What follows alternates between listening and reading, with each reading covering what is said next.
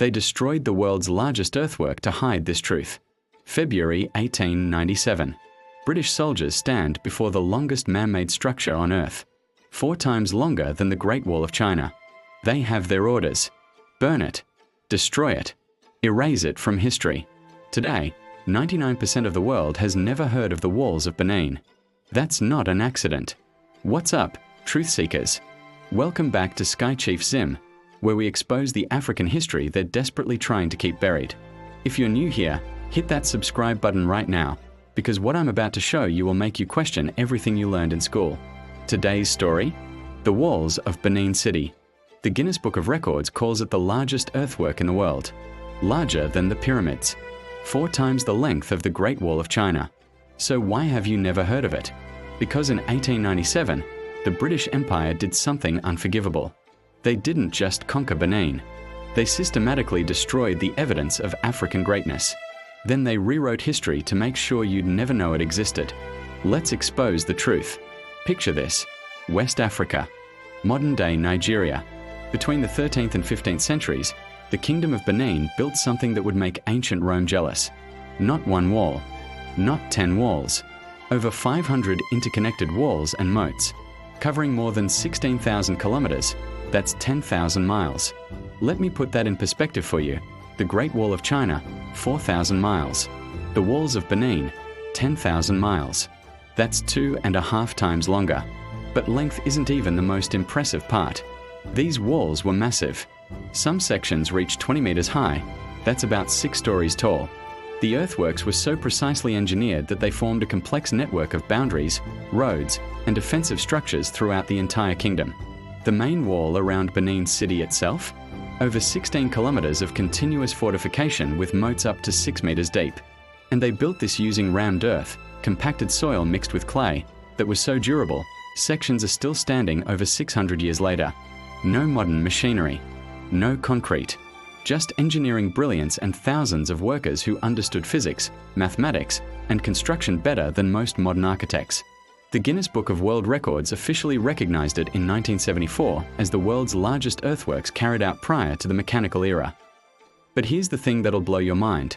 When European travelers first saw these walls in the 1600s, they were in awe. Dutch explorers wrote that Benin City streets were wider than Amsterdam's. The palace was larger than European castles. One Portuguese captain in 1691 wrote, and I quote, "Great Benin, where the king resides, is larger than Lisbon." Remember that. European eyewitnesses confirming African greatness. Because in 200 years, their descendants would claim none of this ever existed. So who built this empire? The Kingdom of Benin. And no, that's not the same as the modern country called Benin. This was the Edo Kingdom, in what's now southern Nigeria. Founded around 1180 AD, this empire lasted over 700 years. 700 years. For context, that's longer than the United States has existed. Longer than the British Empire lasted. Longer than the Roman Empire's western half. At its peak in the 15th and 16th centuries, Benin was one of the most powerful states in West Africa. They had a sophisticated political system with the Oba, king, at the center. Guilds of specialized craftsmen, bronze casters, ivory carvers, weavers. A standing army that terrified neighboring kingdoms.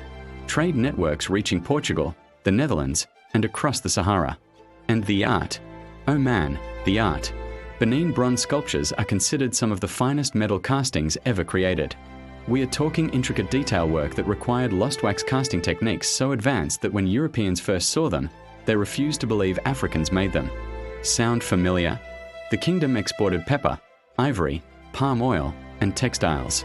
They imported firearms, textiles, and coral beads. They were players on the global stage. But Benin had one policy that would eventually doom them. They controlled their own trade. They didn't let Europeans just take whatever they wanted. They set the prices. They controlled access to the interior. And the British Empire hated that. January 1897. A British delegation tries to force their way into Benin City during a sacred festival when outsiders were forbidden. Benin warriors kill them. The British call it a massacre. They don't mention that these men were invading during a closed religious ceremony. They don't mention that Britain had been pressuring Benin for years to surrender control of their trade. They just needed an excuse. February 1897. 1,200 British troops launch what they call the Benin Punitive Expedition. Let's be clear about what that means. Punitive, as in punishment, as in collective punishment of an entire civilization. They attacked with Maxim guns, early machine guns, against warriors with spears and old muskets. It wasn't a battle. It was a slaughter. But the killing wasn't the worst part. British soldiers systematically looted the royal palace. They stole over 3,000 bronze sculptures, ivory carvings, and royal artifacts, pieces now sitting in the British Museum, making millions in tourism revenue. Then they burned the palace to the ground. Then they burned the city. And then, and this is the part that should make your blood boil, they deliberately destroyed the walls. Not because the walls were a military threat. The war was already over. They destroyed the walls to erase the evidence. A British officer, Admiral Rawson, wrote in his report, "It is important that Benin should cease to exist as a city. Not conquer, not occupy, cease to exist." And over the next decade, they made sure it did. They dynamited sections of the walls. They used forced labor to dismantle others.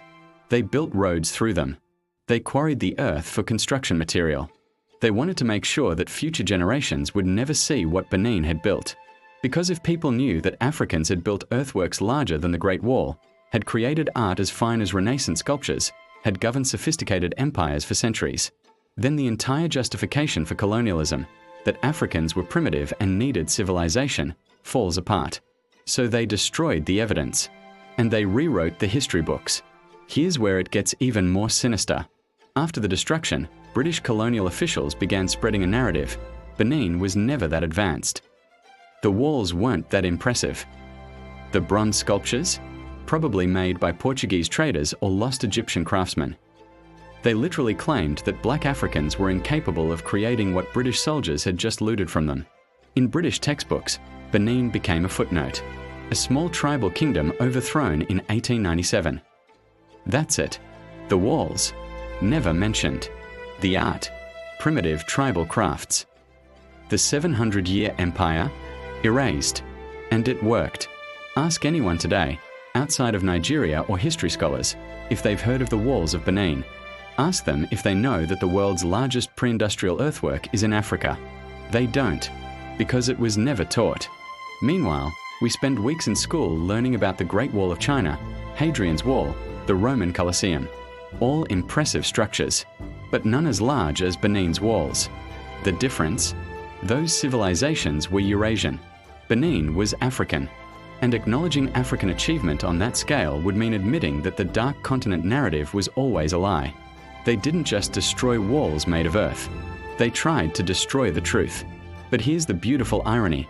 You can't erase 10,000 miles of earthworks completely.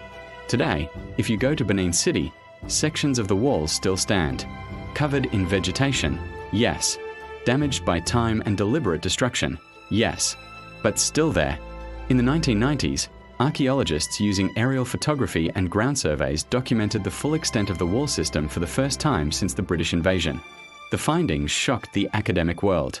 Not only were the walls as extensive as oral history claimed, they were more complex than anyone imagined. The engineering showed understanding of terrain, drainage, and defensive architecture that rivals anything built in medieval Europe. In 2016, the Walls of Benin were placed on UNESCO's tentative list for World Heritage Sites. Nigeria is working to preserve what remains and educate the world about what was lost. And organizations are demanding that the British Museum return the stolen Benin Bronzes, though Britain is, predictably, resisting. The evidence is coming to light. The truth is getting out. And people like you, watching this video, are part of making sure it's never buried again. So let's recap. The Kingdom of Benin built the largest earthwork in human history. Larger than the pyramids. Longer than the Great Wall. They created art so masterful that European museums still profit from it today. They governed a sophisticated empire for 700 years. And in 1897, the British Empire destroyed it all, not because they had to, but because they wanted to hide the evidence of African greatness. Because if people knew the truth, colonialism's lie would be exposed. But the walls are still there. The bronzes are still there. The truth is still there. And now, you know. If this opened your eyes, do 3 things. 1. Smash that like button. It tells YouTube to show this to more people. 2. Subscribe to Sky Chief Sim and hit the bell. Every week, we are exposing another truth they tried to bury. 3. Share this video. Send it to someone who thinks Africa had no history. Post it on Twitter, Instagram, TikTok. Let's make sure this story reaches 1 million people. Drop a comment right now. Which African empire should we expose next? I read every single one. The walls of Benin were destroyed. But the truth? That's indestructible. I'm Sky Chief Sim. Stay woke to the real history.